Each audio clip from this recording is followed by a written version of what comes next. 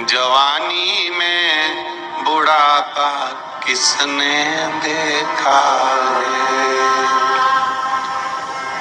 गंगा नाले भरी जवानी में बुढ़ापा में हापड़ी चल जाएगी। ज्यादा ठंडा पानी में नहाएगी तो फिर अरे बोलो तो जम के है। अब तुम क्यों, अब बुढ़ापा आ गया, विचार करा कि भाई एक काम करे, थोड़ा सा ये बुढ़ापे में गंगा नहाने चले जाऊं, तो चले भले जाओगे, मना नहीं है, तुम्हारे गंगा जाने जाओगे, बड़े दिल से जाओगे और नहा कर भी आओगे। पर आने के बाद मालूम पड़े शरीर में कष्ट हो जाए, कहीं तकलीफ उत्पन्न हो जाए, हापड़ी चलने लगे, दम चलने लगे, सांस चलने लगे, और बहू से के बेटा, तो बहू क्या कहेगी, पहले तो चली गई हरिद्वार, वो भी मकर नहाने ठंड में। कौन ने कही थी? हमने तो मना करी थी ना तुमको, घर में नहा लेती। पर तुमने चले तो गए हो, तुम पहुंच तो गए हो तुम।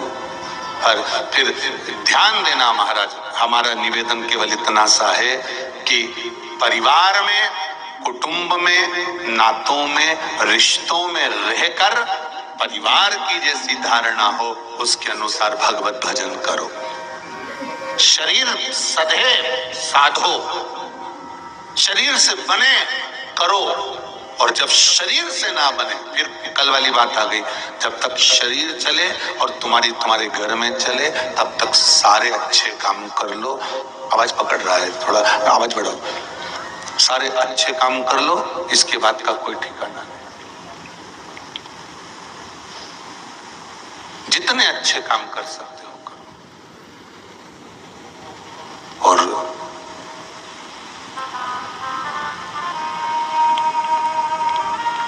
भगवान शिव की कथा कह रही है, गंगा नहाना है आपको, बहुत प्रेम से नहाओ, जब तक ये शरीर काम कर रहा है। शरीर इंद्रियां काम कर रही हो आपकी, आप बहुत प्रेम से नहाए।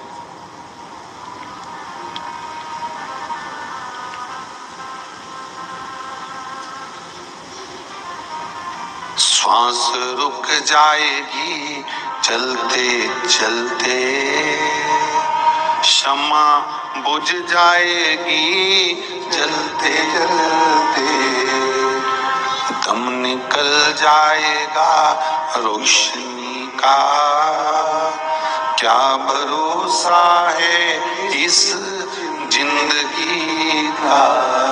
कोई भरोसा नहीं महाराज,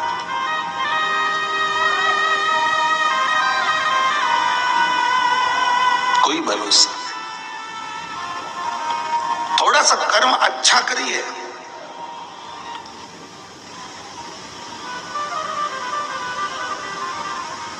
और अगर कर्म बुरा हो गया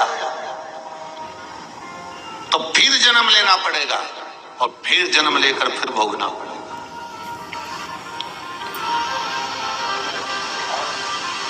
गंगा की कथा कर रही है, शिव महापुराण की कथा कर रही है।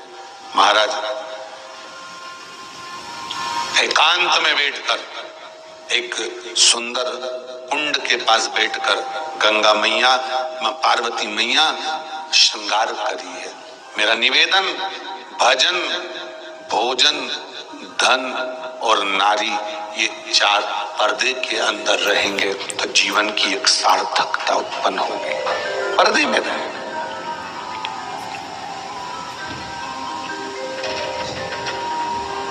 बहू सोचे मैं पर्दा करूंगी तो सास का सम्मान होगा, या सास सोचे कि मैं पर्दा करूंगी तो गांव का सम्मान। पर्दा मतलब ध्यान रखना, सिर पे पल्लू, मस्तक पर ये जो पल्लू होता है, ये केवल आदर का भाव जताता है, और साथ में दो चीजें करता है। एक, हमारे मस्तक पर हमारे पूर्वजों का आशीर्वाद बना रहता है। दूसरा, सिर पे अगर पल्लू है तो लक्ष्मी हर पल, हर घड़ी, हर क्षण आपके साथ रहती है।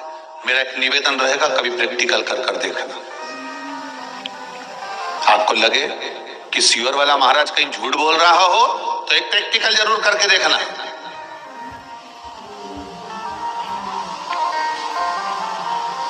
एक बार पल्लू नीचे गिराकर बाजार में 1 रुपया लेकर मत जाओ। और अगर सिर पे पल्लू डालकर एक बार प्रयास करना कि मर्यादित तरह से सिर पर पल्लू लेकर 1 रुपया भी बाजार में लेकर नहीं गए हो, कोई चीज आप खरीद कर लेकर आए हो, तो वो जिसकी दुकान से आपने सामान खरीदा भले वो पहचानता नहीं है, पर मर्यादा का फल देखिएगा कि सिर पर अगर पल्लू रहता है तो लक्ष्मी कहीं से भी किसी रूप में भी व्यवस्था करवा देती है। पल्लू के महत्व को जानो जरा।